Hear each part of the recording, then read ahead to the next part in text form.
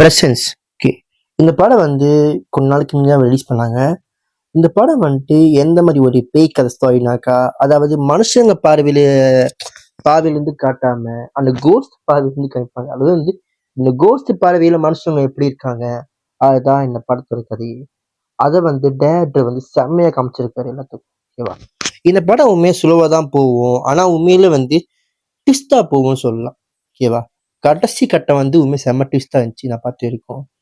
உண்மையிலே நல்ல ஸ்டோரி. ஓகேவா?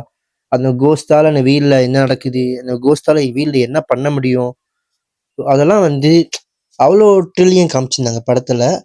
பார்க்கப்போ இந்த படத்துல ஹீரோனாக்கா கோஸ்ட் தான் சொல்ல முடியும். ஏன்னா அவ்வளோ எல்லாம் காமிச்சிருந்தாங்க படத்தோட ஸ்க்ரீன் பிளேவா இருக்கட்டும். லைக் வந்து இந்த கதையை வந்துட்டு இந்த பேயோட பார்வையில தான் போகும் அந்த கதை. டைம் இருந்தால் இந்த படம் செக் பண்ணி பாருங்க.